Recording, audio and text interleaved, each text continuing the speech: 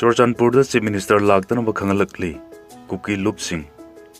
Chief Minister Yumnam Khemsan July Marida Churchanpur District ki Dorcas Bheng the Pangthokudariba Thanlon AC gi Laikhidraba MLA Bungzagin Valti gi Lairon Chanbagi Thauram da Yaugani Hairi. Kuki Singh Tungan Tungan Bulup Singh na Chief Minister Bu Churchanpur da Laktanaba Akanbo Apam Singh Thamlakli. Chief Minister na Mahak na Chief Minister Hek Oiraklaba Tungda Singhi District Sing da Leptana Khongsat Sing Pangthok tuna Lamdamasida Ne na Taba Amasung Ing Tappa Purukna na Bapandam da Lusingba Kaya Unaba Chaukhat Thaurangi Thabak Sing Yengsin duna Lakpagi Saruk Ama Oina Churchanpur da Chatuna MLA Valte gi Lairun Chanbagi Thauram Saruk Yabaga Loinana District Adugi Chaukhat Thaurang Su Review Tauraba Yai Hari Adum Oinama Chief Minister Yumnam Khemchan July Marida Churchanpur da Lakani Hai na Thaurang Liba Asi Piva Maduda Laktanaba Kuki Singhi Tongan Tongan Balup Singh na Khangalakli. Tongan Tongan Baserol Singh da Chief Minister Y Khemsan gi July Mari gi Churchanpur gi Khongsat Yaithoknanaba amasung Khongsat adu boycott tawbagi Firef Singh Lauthoknarakli. Kuki NP Manipur na thokpa Cherol amana hairi Manipur da anouba laingak lakraba tungda Chief Minister Y Khemsan na Tongan Tongan ba Chingi District Singh da Khongsat Singh sathaduna lakli. Khongsat Singh adu thoidokna thaudok wathok achouba thoktana adumak mai pakna loisinki. Chief Minister na Kuki Singh na khunda aba Churchanpur da July Mari da lakani haibgi pau fangle adum oinamak hauzik Churchanpur Kangpokpi amasung Tenupal da oiriba phibam masida mapam masida ungkhatnaba phibam sing leiri loinana leiribi issue asi hauzik waroisin puraktan leiri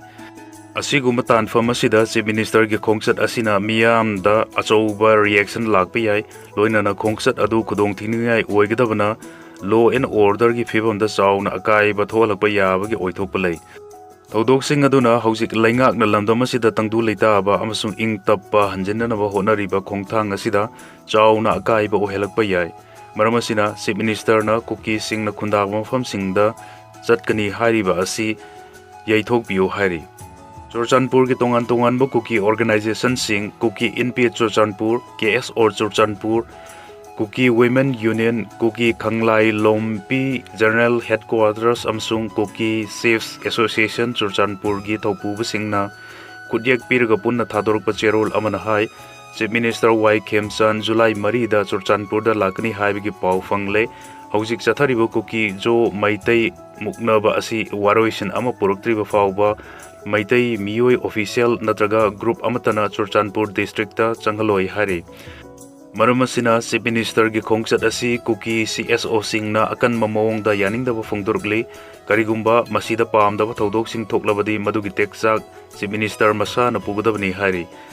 People's Movement su Chief Minister na Churchanpur da chatkani hai na thorang tawriba asi condemn tawi amasung yaning da phongdurgli Cherola mada lup asina hai haujik maitai amasung Kuki Singh gi marakta peace agreement khutyak pina kiwal leitribana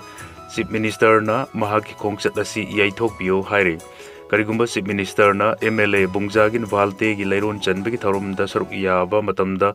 kudong thiba thokpa tarabadi madugi tekchak Kuki Jo Mar Kangluk ki miyoi singna tekchak puroi hairi Sandel da akan ba athing basing lauthorkre Kuki terrorist singna farga mihathi na hatok pikhiba nagataru ki achumba wild fanglu haina United Naga Council UNC na sangsilakliba economic blockade ki manung sanna kanagum amatana po chai pu bayaw na makhal amatagi supply na singba tawba yaroi haina Chandel Naga People's Organization na lauthorkre Cherola sina hai nongmada changdraba yadraba polam sing chananaba chinjak hidak langthak petroleum product yawna makhal amatagi polam sing kanagumba micham lalon itik ki thabak tawba amadi supplier na singba puthok pusin tawba yawna supply tawba yaroi karigumba thamleiba athingba sigi mayokta thabak tawraklabadi athingba thugairiba miyoi natraga khutpu aduna mari lainaba authority na lokalakpa khongthang singdagi thoklakpa thabak thauram singi tekchak pugadabani haiba wafamsu organization asina phongdorukli mari lainariba pau amana sahi sigi megi tarahumdoi da Kangpokpi district ki lailon wifi khundagi Kuki militant amadi kunasigi miyam na fakraga mihathi na hatlaga kunasigi manak nakpa mafam da hundoktuna thamlamba aduga mari lainana ngarang North Marine Women Organization NMWO na awaba fongdokre laikhidraba haksang sing asina lairiba Jenims ki Mirel Sangda organization asina sinduna laikhidraba singi mafamda ikai khumnaba ut khibaga loinana awaba fongdoktuna memorial worship tauki thaurongi manung channa misi asibu yaningdaba fongdoktuna khongjang su changsinki thauromaduda Waithau Funal Baptist Church MNBA gi pastor K Ringai NMW gi secretary angam Tomunna lusingduna laikhidraba singi mafamda laison sonduna amadi isai saktuna awaba fongdokki awaba fongdokpagi thauromaduga mari leinana NMWO gi president Khulpua Santi Maring nahai mihad asi yamna laibak thibani amadi mihad asi akan mamawongda yaningdaba fongdokjari mihad asida seneba singna India amati state laingak na faduna fangpham thokpa cherak pigadabani haina paladuna mihad asigi achumba wail fangangadabani amadi manaba makhalgi mihad sing makhata na tawdunaba honagadabani haiki panbe abadi laikhidraba naga taruki haksang sing hojik fawbada Jenims ki Mirel Sangda lairibani haukheba megi 13 da Kangpokpi district ki Lelon Wifi da Nagaland dagi miyoi ani amadi Konsa Khun dagi miyoi 19 yauna punna miyoi kun fazin khibadagi Konsa Khul gi nupa taruk thadur khidaba loinana haujik June 10 da tamthina ha laga haksang sing oina phanglaga June 13 da Jenims ki mokta yaurkhibani Naga kun phaba numit aduda Senapati gi tongan bamafam singdagi fazin khiba kuki kunipan gi manungda 13 hana thaduraklaga June 10 da wadhauriba kuki 13 bisu asoi angam yaudana June 10 da thaduraklaba matungda June 10 da naga taruki thang na matat kaklaga haksang sing phangki yamlabadra ko konana miyoi ahum phagat khare Chorchanpur police station gi manung chanba mafam kharadagi miyoi ahum yamlabadra amasung senpham ga konana July 2 da Manipur police na fare Manipur police control room gi cherol amana hai July 2 da Chorchanpur district ki tongan ba mafam singdagi fagat kiba miyoi ahum adudi New Lamka Jaiwon Bheng dagi Jamngal Lan Tombing sahi nifu nipan Pangjol dagi Niangal Ching sahi nifu humdoi amasung Mangul Sang Totak sahi kunthra tarukni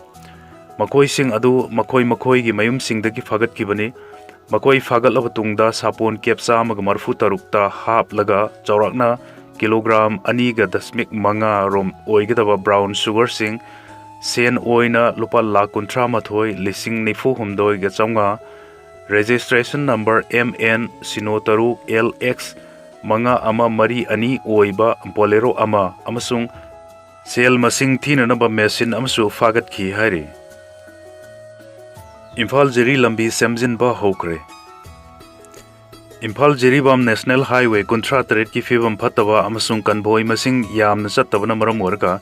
Jiribam amasung Assam manungda panduna lairiba Manipur gi pot chai thanna yawba gari sing matik chana security na ngak selaga amukta da Imphal da puthorkna naba laingak no hona biyo haina Transport and the Driver Council TDC na laingak pungning sing silakli Amarom da Chief Minister yauna pangthokhiba mifam na lepna khibagi matung inna Imphal Jiribam National Highway kunthra taret ki phibam chada bam phom khara NHIDCL na semgat pa horpadasu council asina thagat pa phongdorukle lambi gi phibam phataba asina escort chatliba convoy singsu makoi gi lamthung pam singda matam chana yobu ngamdabana hojik Jiribam amsung Assam manungda Manipur gi damakta chana thakna naba amsung atai tangai fadaba polam sing yawba gari masing khangdana panduna numit kaya ni gi mamang dagi leirakli patam sang na lambi da gari sing panduna leirakpa asina driver sing awaba mayok na bata natana pathapum thagan ba polam sing tilho nga yerum khamen na sin bani sing basing kaya mangmusu yaure maram asina Jiribam amsung Assam da panduna leiriba masing yam laba gari sing asi kanboi masing hen na thajilaga amukta da Imphal tamna puthok pina na thausil laukat piyo hari mang na hai hojik nongbada kanboi ama piraga gari chamaga yangkhai khaktama puthokpa sinadi Manipur gi miyam gi tangai fadana changba polam sing mapung phana phanganba ngamloi gari chamaga yangkhai asida petroleum gi pothok puthokpa garising ayamba oi maram asina hauzik panduna leiriba potchei thanna yauba garising asi amukta da punna Imphal da puthokna na balainga na thabuk laukhat biyo haiki National Highway asigi lambi gi phibam phattabana hauzik lambi asi one way oibagi mawong da chatnaba asina gari sing lambi marakta panduna lainari lambi phattaba mafam sing da lanthokna na honabada ahang ba gari sing lan ba matamda pot puba gari sing na ngairaga leiba pot purakpa gari sing na lambi phattaba saruk adu lalakpa matamda ahang ba gari sing lan bagi mawong da chathari Anisuwa National Highway Imphal Dimapur lambi da gari sing lakpa yadaba sina National Highway kuntra tareta gari sing lakpagi sang nong bagi hengalakli baramasina nongmagi convoy chadhodaba natraga masing hantharakpa matamda gari masing khanghen hengatli hari baramasina se minister home minister na lambi asida pannuna leiriba pot chei thanna yauba gari sing amukta da pulapna purakna naba mari leinaba singna pautak pibiyo haiki